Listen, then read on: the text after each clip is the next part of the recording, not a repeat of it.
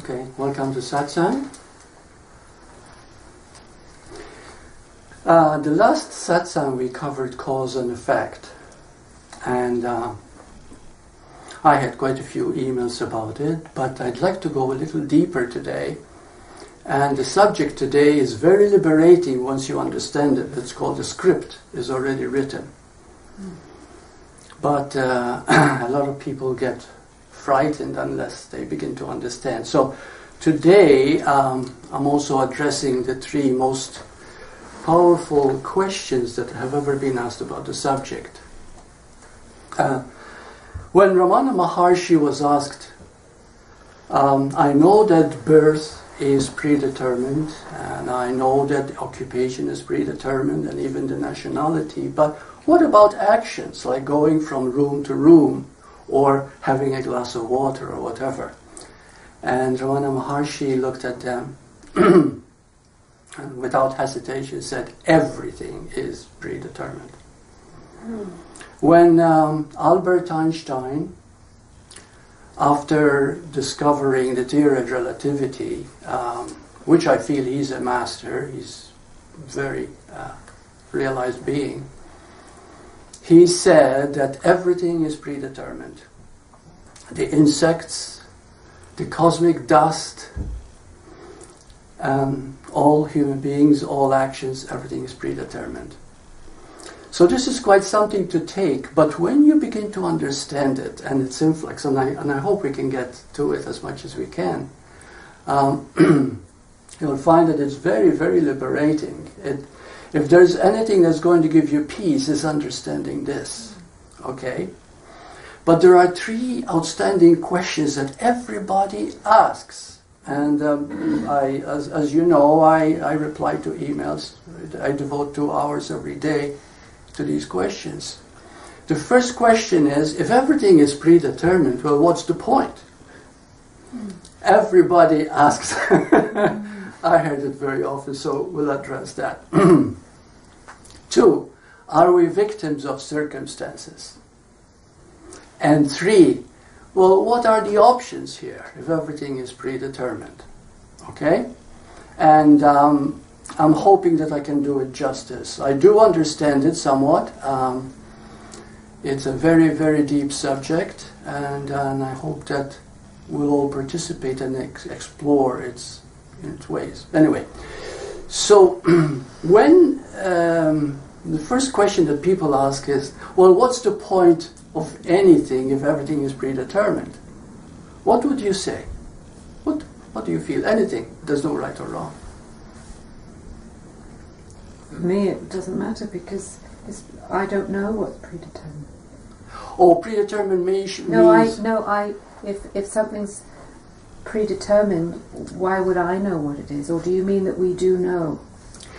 Well, we can have deja vu moments. We can have moments like what has been happening to me recently is I get these moments of precognition. For example, I was at the library, a few days ago. And as soon as I got into the machine to take out the stuff, I knew exactly what the guy next to me is had and how he did it, and who was coming through the door just before they came in, and it's amazing. It was a few seconds, so they call it deja vu, right? Mm-hmm. How many of you have had this deja vu? Oh, yeah. Mm-hmm.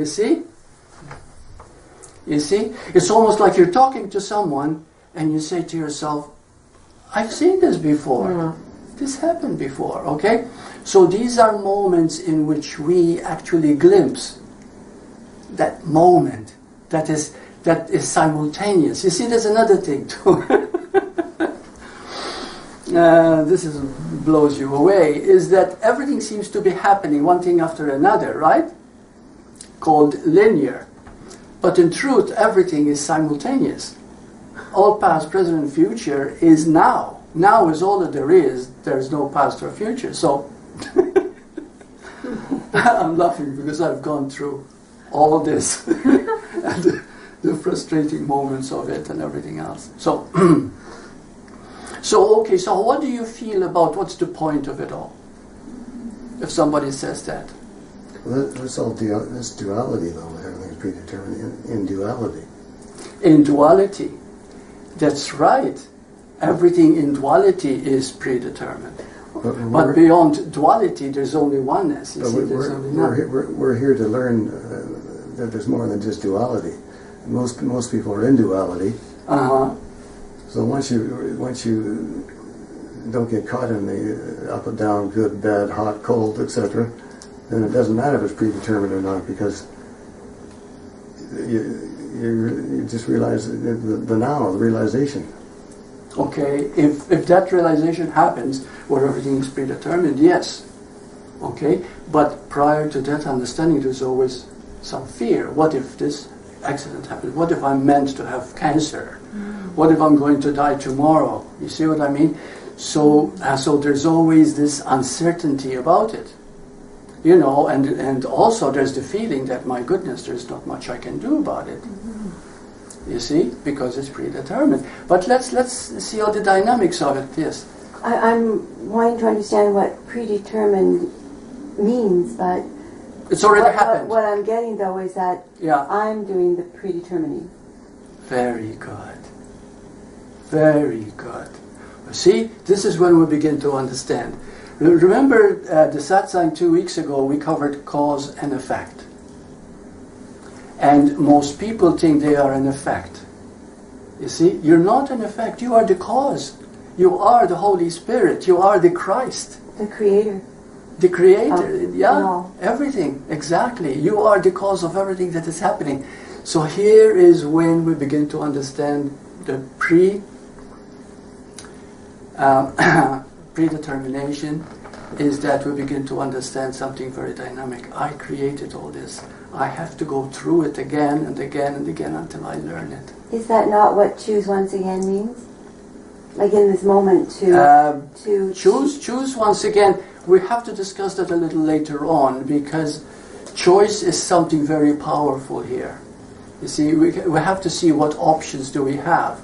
Do we really choose, or do we simply interpret from our viewpoint?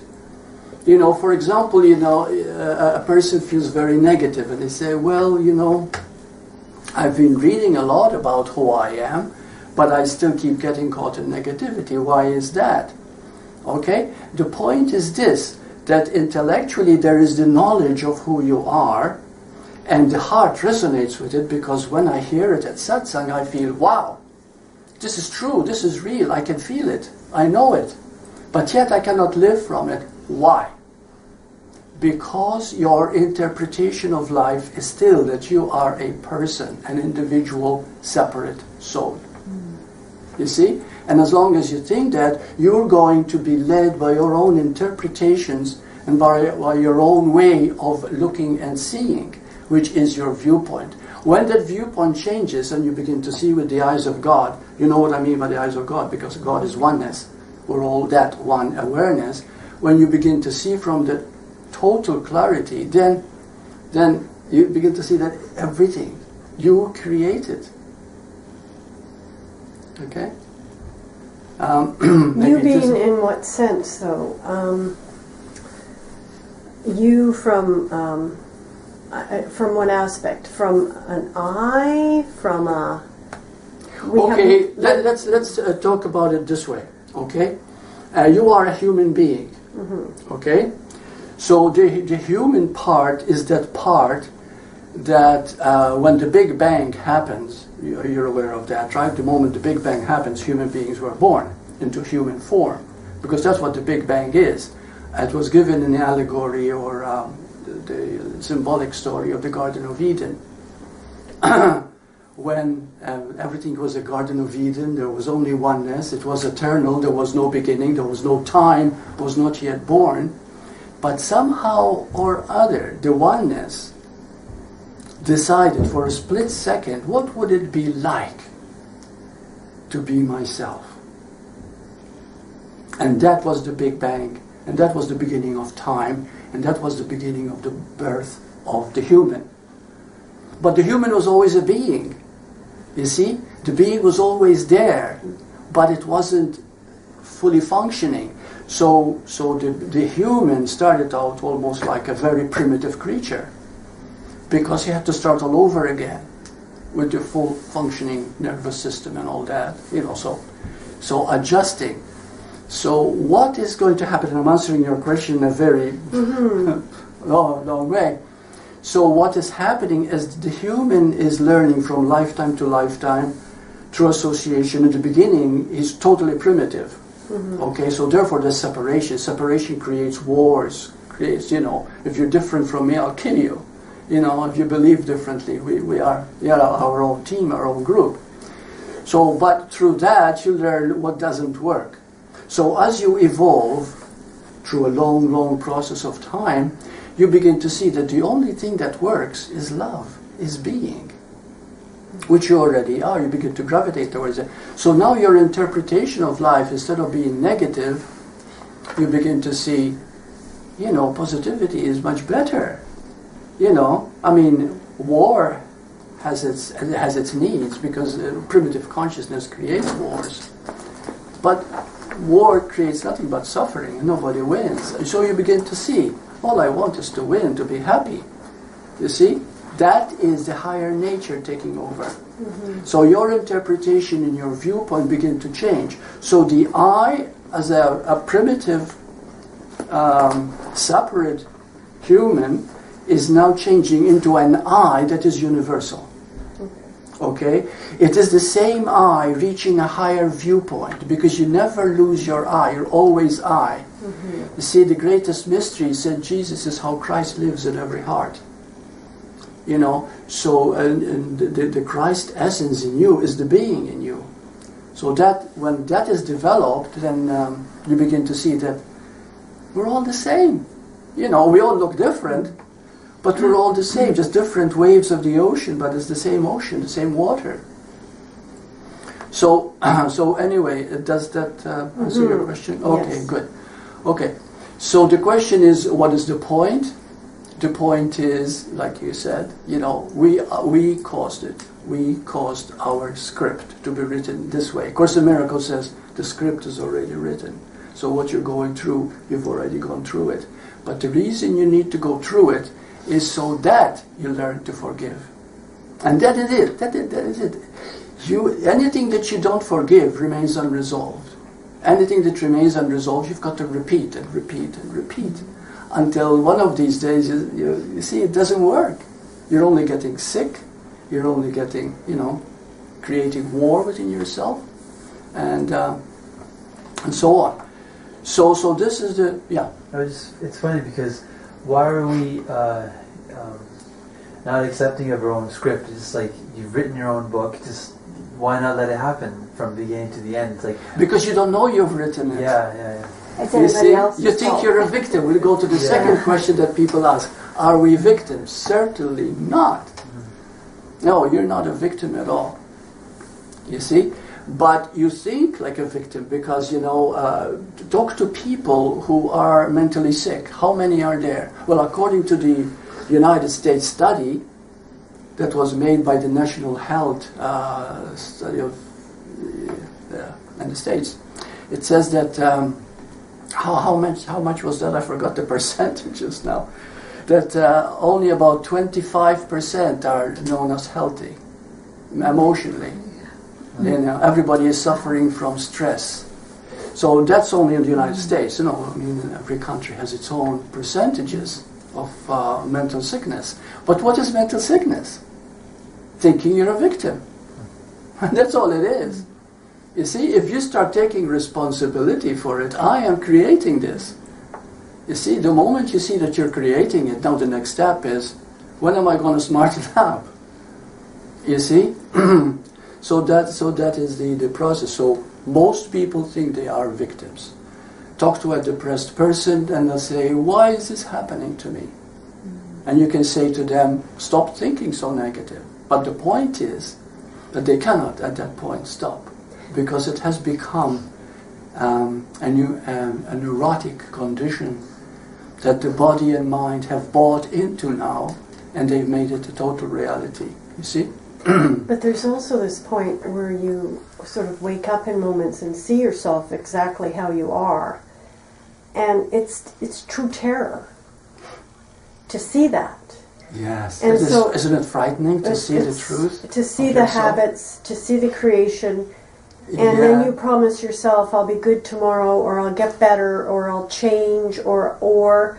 And in that process, you slip back into the same habit.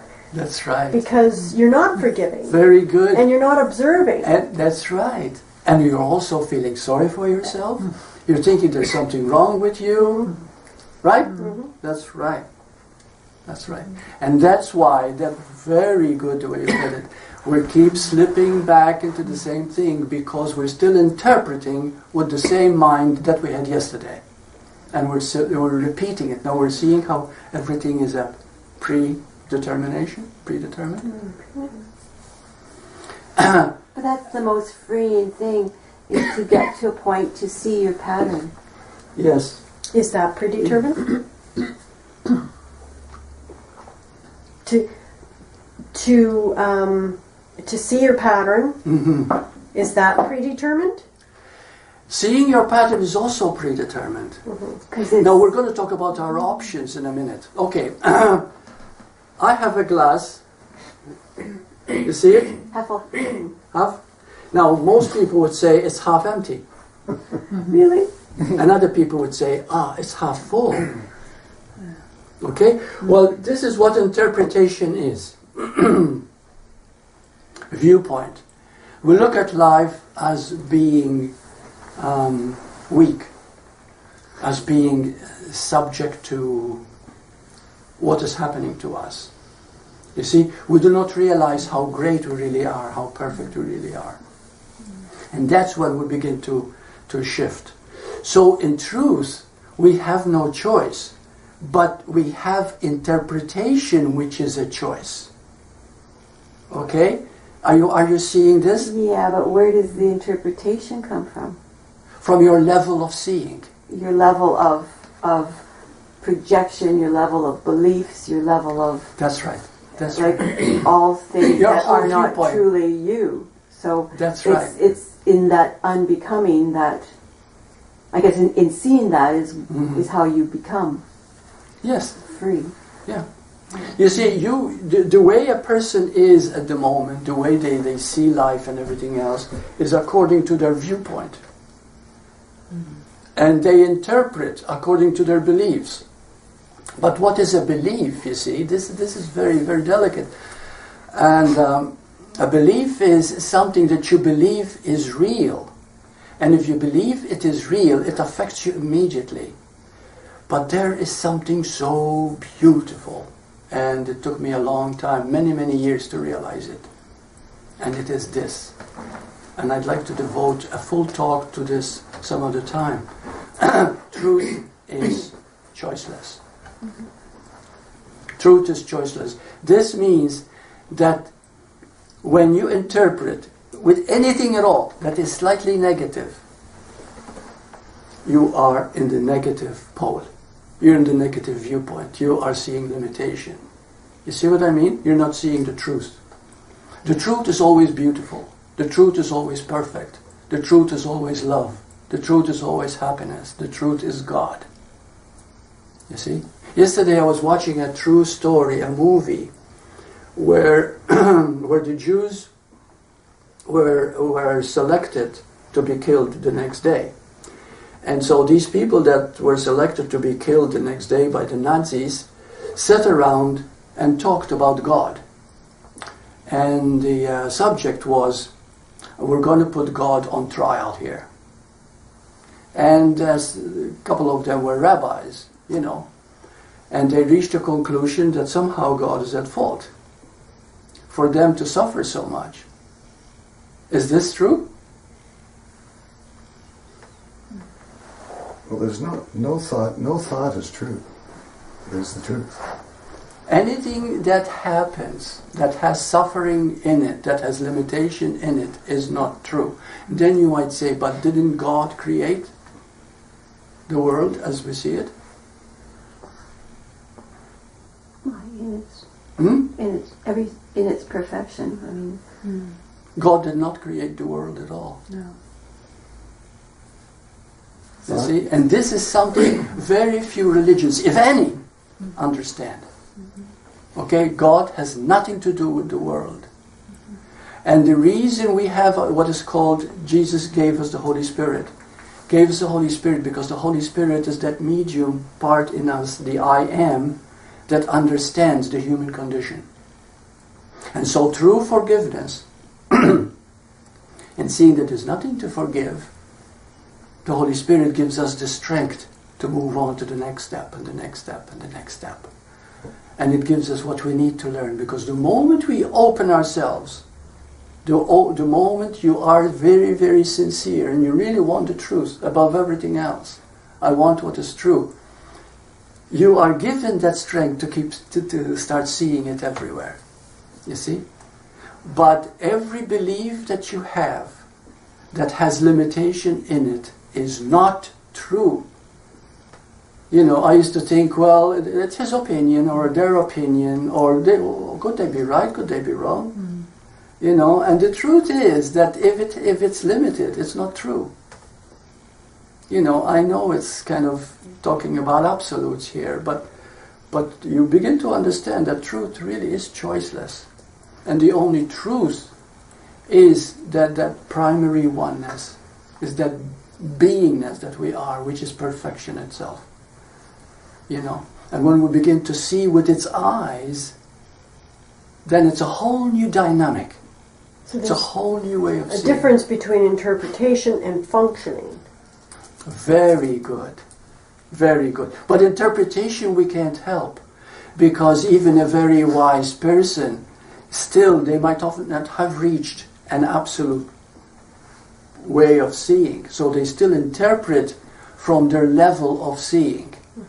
But when you begin to see that your interpretation is just interpretation, then you're able to interpret a little deeper. You understanding me? Yeah. But if you think your interpretation is true, then you're stuck again. You see? And that's what the script is. The script is what you have made true.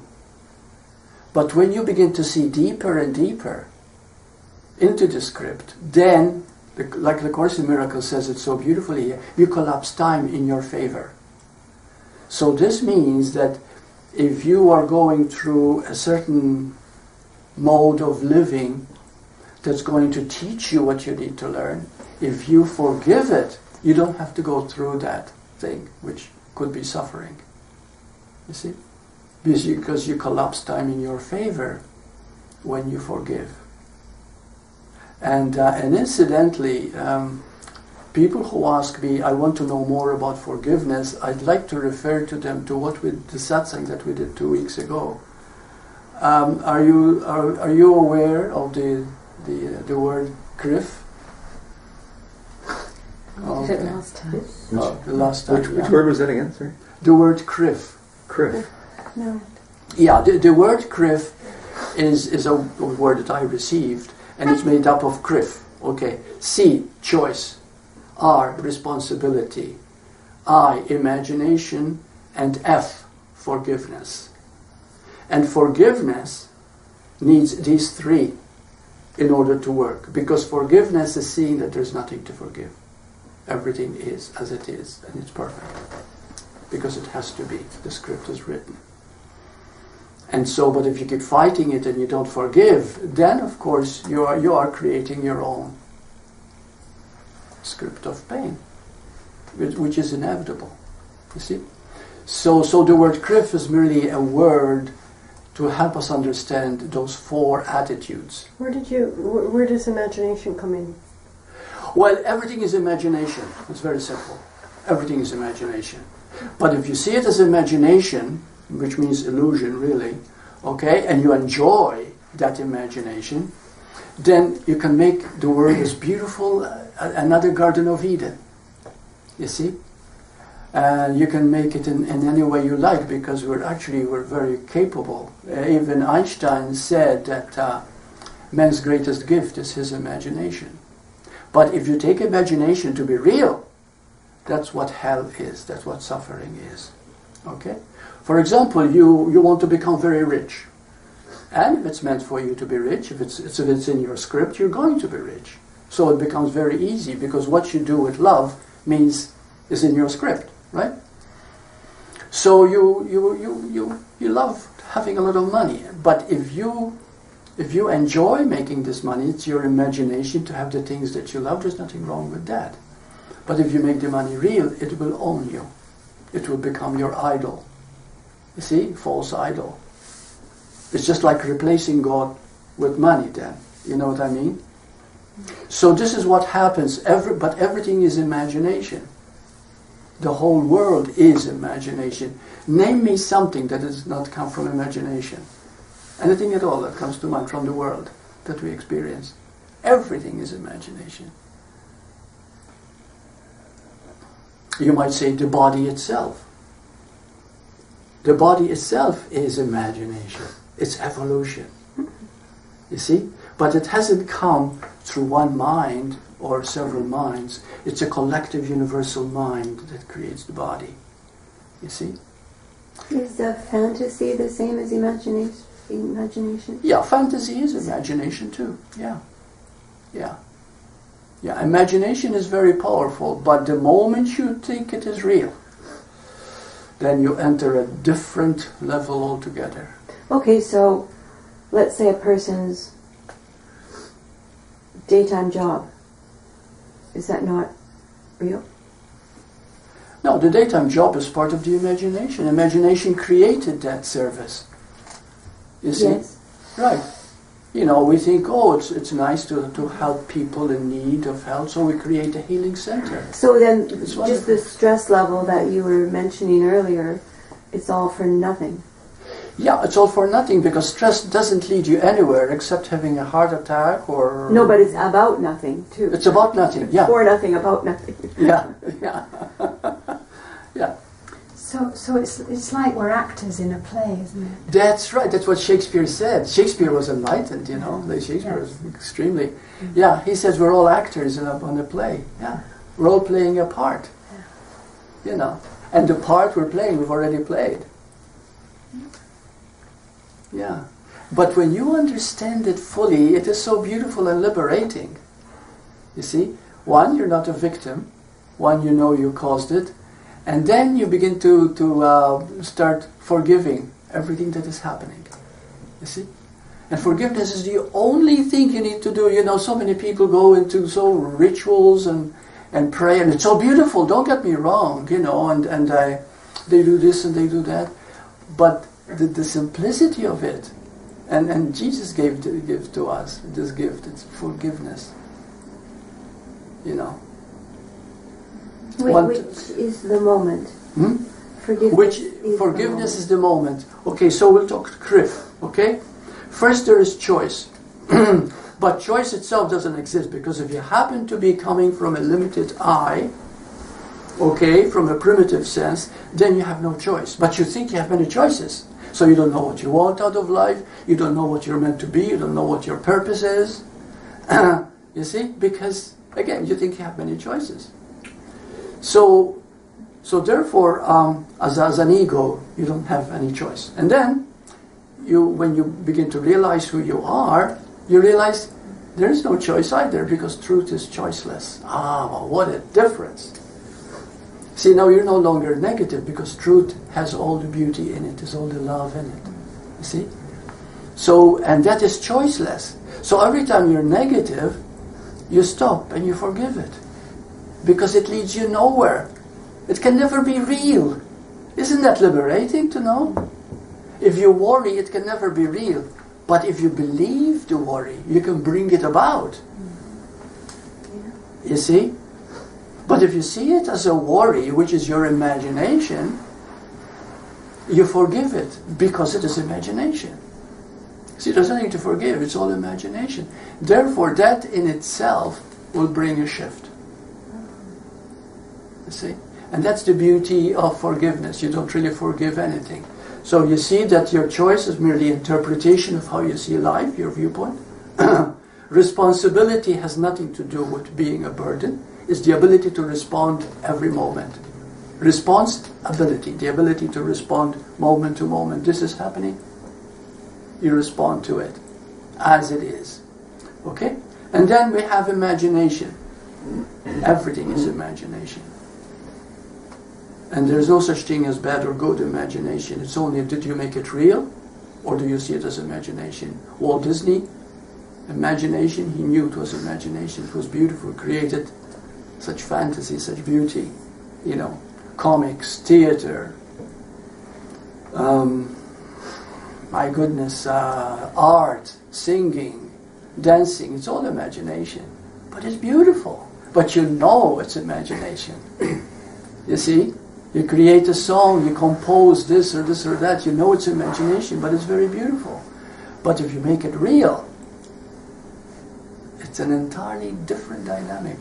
Hitler had an incredible imagination, and he envisioned himself having a new master race, you see, and getting rid of another race of people so that they can be superior, type of thing. And he took it very realistically. He was nuts, you know. But the point is, we go back and say, but was Hitler predetermined? Yes. Yes. Everything is predetermined. And that's how we learn everything that happens, you see. And then our viewpoint changes completely. Because there's nothing to forgive. Everything is happening because somehow or other, individually or collectively, has been created. But I am above it all because truth is choiceless. Nothing can happen to me because I am truth. You see? And truth is perfection itself. How liberating that is. When I realized truth is choiceless, I had peace of mind that never left me since. You see? Because it's so beautiful. Nothing that is wrong, or feels wrong or bad, can be true. It can't be true. Because God is perfection. God is love. When you speak, I have this really horrible inner struggle, in the sense that I have a taste of what you're saying, and I feel the beauty of it. And then as my mind goes and thinks more, I realize every day I'm identified with everything. So trying to take this taste of beauty and apply it and make it work. But you can't make it work. I know, and there's the struggle, because the mind again is I know what you're saying, and you're very beautiful, and you're very honest. And this is happening all the time to everybody. Okay? Not just you. Okay, this is part of the interpretation. And the awareness of it is the beautiful thing. Mm-hmm. Because you are aware now that your mind is doing this thing. He's interpreting negatively. But what if? But what? Oh, you know, it's a big but, you know. So all the time, you're when you see that, when you begin to see that, you say, my goodness, I see it again. I am denying that I am God. I'm denying that I am. See what I mean? If you don't like these words, Christ or God, you know, I'm talking about oneness here. All right? So you're denying that, you see? So the moment you deny that, you can laugh at it, smile whenever you find yourself negative. Because otherwise you're going to start feeling like a victim. See what I mean? It's so easy to drop into that sense. It says, oh, what's wrong with me? There's nothing wrong with you. Nothing. It's your interpretation, you see? And then you shift it back to the beauty that you are. I give techniques, I do a lot of Skype sessions, and I give techniques to people. It says, look into your eyes in the mirror. Keep looking and ask, who am I? And after a while, most people who are sincere, they begin to get a glimpse. My God, yeah, I am more than just this face. I can feel the energy behind it. Feel the energy in my eyes. You were going to ask something? No, I watched one of your videos where you had mentioned about deep laughter. Like when you, the real humor is when you actually just laugh, just like spontaneously laughing. And yeah. Like how everything is, you just have a different sense of. Anyways, I've experienced that where like everything just becomes just like irrational laughing, just like it's just kind of like a joke. Yeah. But not. Yeah. But like, if someone else looks at you, it's almost like you're on drugs, kind of a way. Yeah. But you know, you're. It's just like a purposeless laughing. Purposeless laughing is one of the best techniques known for clearing the mind and increasing endorphins in the brain and helping us to choose a more positive way. Osho used to give a technique. He says, if you find yourself getting too serious, go in front of the mirror and start laughing. Say ha ha ha ha ha ha, and repeat it faster and faster. Before you know it, you start actually laughing. The moment you start actually laughing, you've transcended it already. You see, because in laughter, now hear this.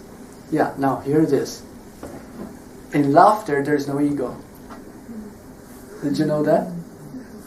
In actual laughter, not forced laughter, laughing at a joke so that you don't offend somebody. Okay, I'm talking about real laughter. Real laughter is an egoless expression. It is like when we see pictures of Jesus, we always see him very serious, very long suffering and all that. Can you imagine how much joy he must have had in his life when he walked the earth? At his beauty and his love, you see? The same with Buddha. The same with, Ramana Maharshi, you don't hear him laughing. But they say all they have to do is just look into his face and look into his eyes. And they find such bliss, such joy, just one look, that they feel it themselves, just by looking at his face. And many people who have seen him, I haven't seen him, except I had an experience of him in a few seconds. But people who have been with him physically, they say that actually just looking at him changed their demeanor, changed their attitude completely. It's a deep peace, you see. So let's talk about the options that we have, okay? See, when we talk about choice, we think that we actually have to choose this or that, okay? The options that we have, our interpretation. So this is what we're discussing all the time. You're always interpreting. You can't help it, because the sum total of you as an individual, that's where we're all different. We're all different in that sense, that we all interpret differently. And our interpretations, therefore, are only real to you. You see? So therefore, when you begin to see that it's only an interpretation, what I think of that person, what I think of this, what I think of that, is my interpretation, my viewpoint. That doesn't mean it's wrong, but it doesn't mean it's right. It means it's just an interpretation, but there's something deeper and, maybe something I'm missing. So the moment you keep it that, you realize it's all imagination, your interpretation. Everything's imagination, okay? But I have to repeat it. So the moment you begin to see that, then you see there's something deeper and deeper. And that which is the deepest of all is beyond imagination. And that's called truth. But you cannot define it, you cannot see it, you cannot taste it, you cannot hear it. But truth is very, very real, because it's a knowing, it's a feeling inside. It's a peace inside. And then the purpose after that is just experience. Very good. Yeah, I pause now because I so that it doesn't drown what we're saying. That's right. Yeah. The moment you give yourself a space to feel that stillness that you are, okay, that very stillness itself is the truth, and immediately you begin to feel its grace. It's a beauty. It's a knowing feeling that cannot be described in words. But I think everybody who comes to a satsang has experienced it. That's why you're drawn to a satsang, you see.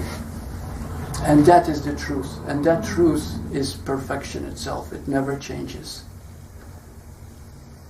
So, and that is our true nature. So any interpretation that you make that is not leading you to that truth is another misconception, is another lie. You see, is another ego thing that we're doing. So every time you doubt yourself at all in anything, okay? Because again, you might have been brought up in a certain way that you don't feel, too confident about yourself. You don't love yourself enough. So you just stop. And you forgive it. And you keep going back to truth all the time. See, how do you get back to truth? Surrender. And how do you surrender? Usually you're in so much pain you can't stand it anymore. Yeah. That's very true. That's very true. So now let's assume you are in a lot of pain. Let's be very realistic. We'll look at it now. You're in lots of pain. Okay. How would you deal with it? How would you Go into it. go into it, isn't it? And how do you go into it? Just totally allow it. Don't try and run away from it. Don't run away from it at all. Just jump in right. That's it. That's it. Mm-hmm. And then you get through it, or not. Yeah, or not. Because if you try to get through it, then you still have expectation and you're not experiencing it. The very trying of it is like another form of resistance, whatever. So that's Very also allowed good. to be. It's like kind of like the hidden. Yeah. And then that's allowed to be. And then it's like, and then another backdrop and another backdrop, and it's like expectation is a. That's right. And getting angry about it isn't going to help either. And then again, if anger happens, then the moment you find the cycles, we talked about cycles 2 weeks ago. You're aware of what the cycles are? Thoughts. Okay, the brain has 4 functions. Okay, they are beta, alpha, theta, delta. Okay, the beta is what everybody is under all the time. Okay, most people always are in beta, which is close to about 20 cycles per second. A cycle is what you identify as you. Okay, in other words, it's an ego thing. It's what is the doing part is a cycle. I'm a doer. I'm doing this. I'm doing that. I am this. I am that. That's a cycle.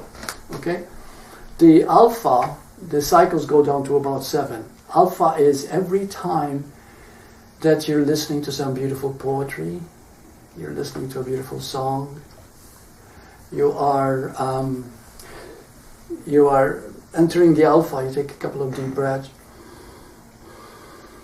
and you become still. Okay, these are entering the alpha. Okay, the alpha slows down the cycles. The theta usually you can fall asleep. Most people in the theta fall asleep and they begin to dream. And delta is dreamless sleep. Now many people have said that Ramana Maharshi can go into the delta and be fully awake. That's how pure awareness he was. You see?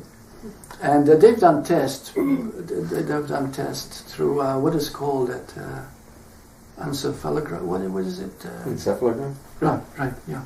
And they make tests of the levels of the functioning of the brain. The levels. So we go back into these. Now, if you happen to be very angry, that means that you are now in very heavy beta level. So the cycles are maybe 20, 25, 30 cycles per second. Now when it reaches way over 30, you can have a nervous breakdown. Or you can, you've heard people say, oh, he lost it. He's going crazy. That's probably 35 cycles per second, you see. So you're feeling helpless, you're feeling out of control, in other words. So what we can do is lower down the cycles. And every time, see, this is why meditation can be so beautiful. Not to achieve a goal in itself, but just to be still. So every time you're angry, every time you're upset, every time you're losing it. You know the word losing it, I don't know what else to say. Okay? Just take a deep breath and sit. Just like he said, and sit with it. Allow it. Let it do its thing. Just let it work itself through. Don't fight it, don't resist it, don't even wish it to stop. Just allow it. That very allowing itself brings the cycles down. And it becomes also a form of forgiveness too. It gives you the strength to forgive yourself. See? So this is how when we get caught in something very negative, we have first to know that it's a deep illusion. We are telling ourselves, because you see, when we are negative, we actually believe it. We are it. We are it, right? And that's why we can get very sick. You see, the moment you believe in negativity, it affects the body immediately. You see, immediately, the function of the body is hampered. It's just like having a pipe, the water's flowing through, and then through that negativity, it's almost like, shutting off the water, and the water has to keep forcing its way through, and then there's a combustion, there's a breakdown of something. See, in other words, you're not letting it flow through, And when you sit with it, you're allowing the flow to move through you, to work itself through. Now, what I'd like to do is, if you're willing to do this, I'll ask you a question. This is something I use on Skype, and for people to get to know them. And I says, now, if you're going to live another life, what would you leave behind? Let's say I'm choosing. I'm going to start living another life tomorrow. Let's say it's a completely new life, completely new. What do I not want to repeat from what I did before? What would I leave behind? Can some of you be open enough to say what you'd like to leave behind? Whatever caused you suffering in the previous life? Yeah, whatever have caused some blockage or suffering, or yeah. But when you ask that question, and I really think about it,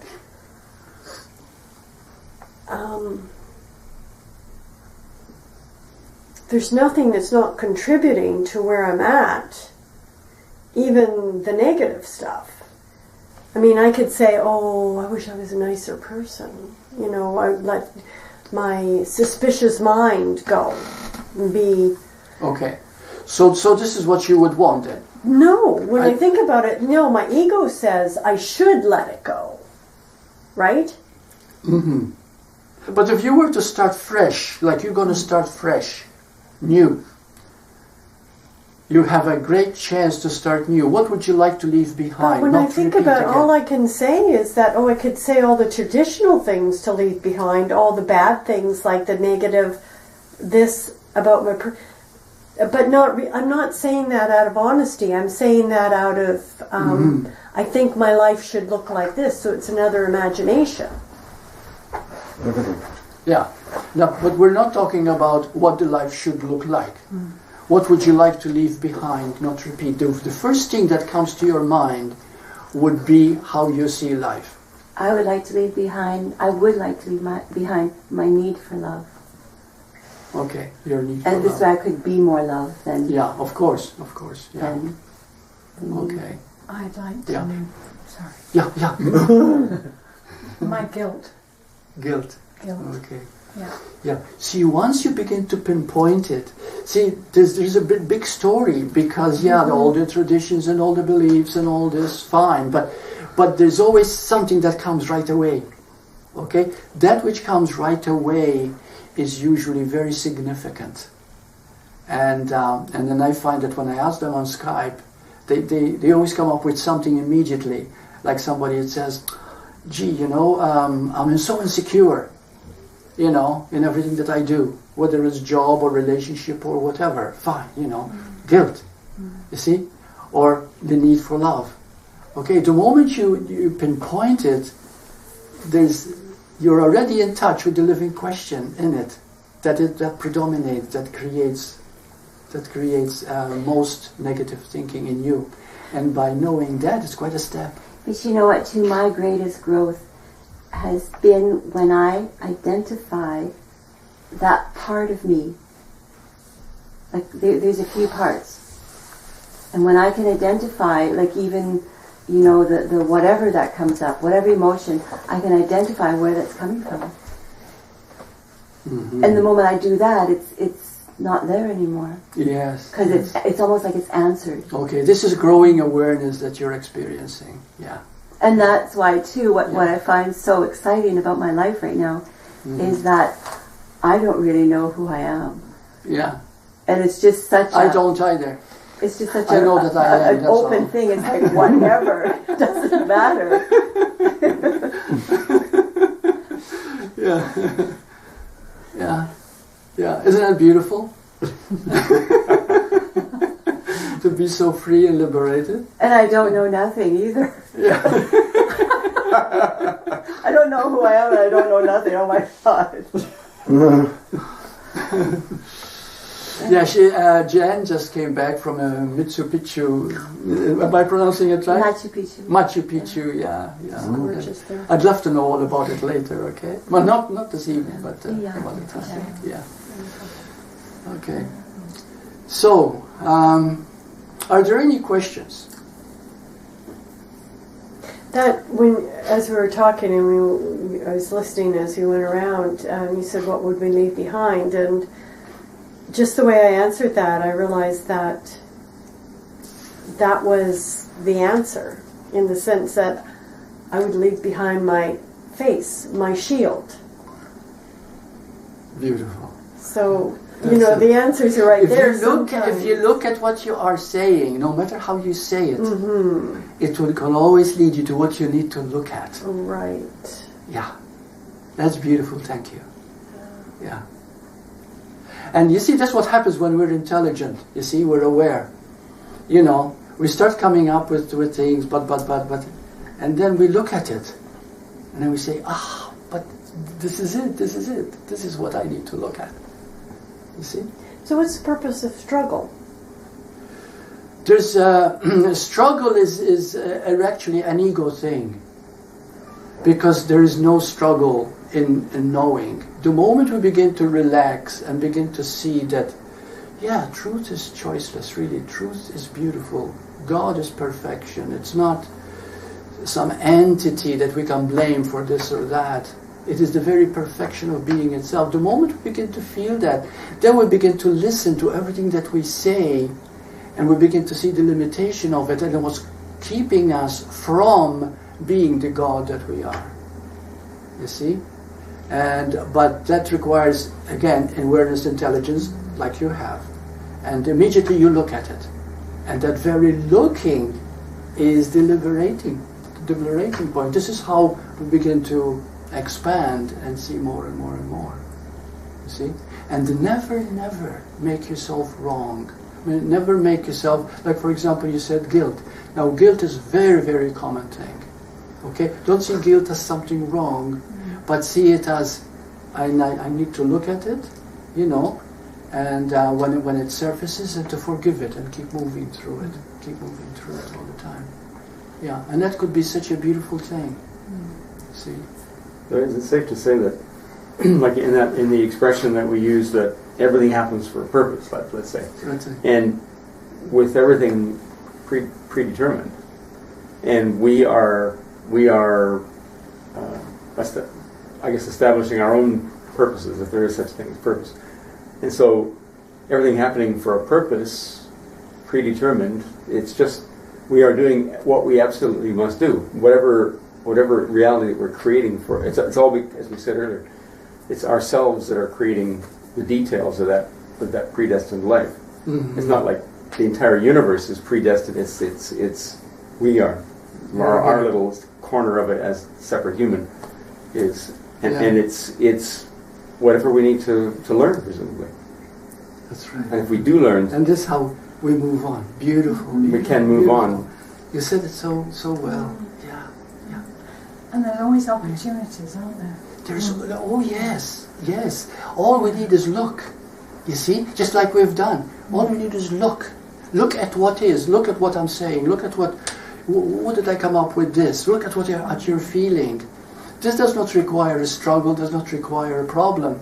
It only requires a stillness. You see, and everything that is happening is for me to look at and to go beyond, which is called forgiveness. Giving it forward. See? Yeah. Those of you who haven't seen 2 weeks ago the video, please watch it, because it's a very simplified way. And I've many people who ask me, well, but Bart, how do you forgive? Because everybody thinks of it in a conventional way. Oh, I forgive myself, and the thing is done. It's not like that. There has to be the understanding that there's nothing to forgive. You see? And so I'll tell them to watch that video, number 13. You see, cause and effect. And they say, well, I've listened to it, but I'm still not understanding. And I said, I'd listen to it again and again, 20, 30, 40, 50 times. One of these days, you've got to see how simple it really is. You begin to understand it in a whole new way. So.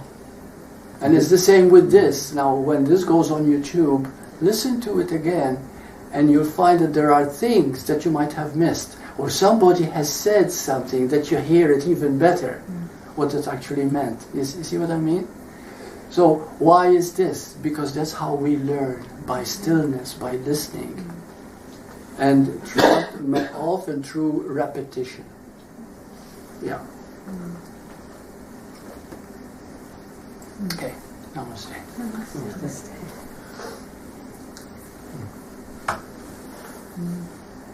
Oh, I forgot to put this on. What is that? Oh, no, it is on. Yeah. It's got a little bit of motorcycle in there, but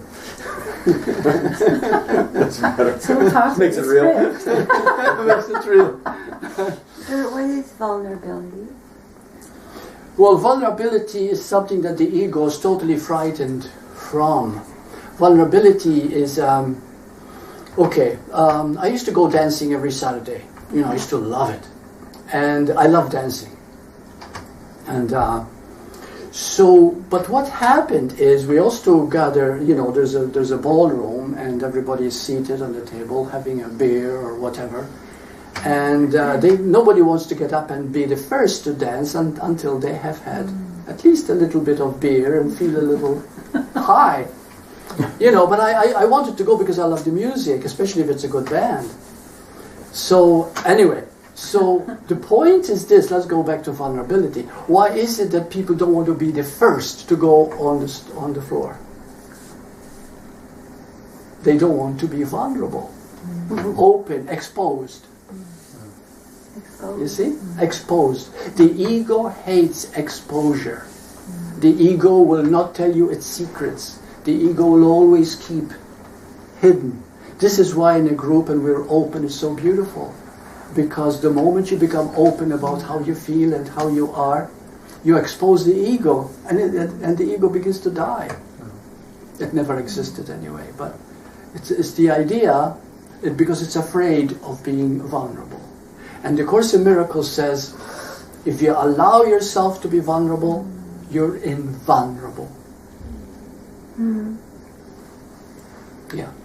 No, just to me, vulnerability is like part of our nature, like part of the being. Like it's great to be vulnerable. It's like it's freedom. It's just, this is who I am. I'm naked in that kind of sense, and I have nothing to hide from. And like the example of going up to dance or saying a speech or something. That's allowing yourself to be vulnerable. Yes, and that's invulnerability. The Course says. Yeah. Yeah. And incidentally, didn't I say namaste? Yes. Oh, okay.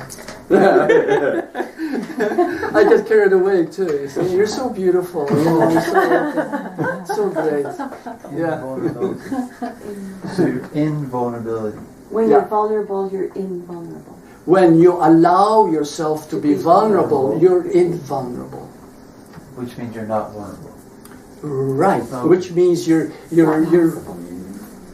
courageous. You're confident. You're Invincible. You don't care Invincible. what anybody says. Yeah. Invincible. yeah, Right. yeah, invincible. Yeah. Mm. Okay. Thank you. Thank very you. much. Thank you. Nice having you back. Thank you. That's great. Yeah. It's good to see you. And I was happy to see Jan. I was hoping I'm she happy would to be remember it. back. Yeah. No, I wouldn't forget. I'd like to know about your trip.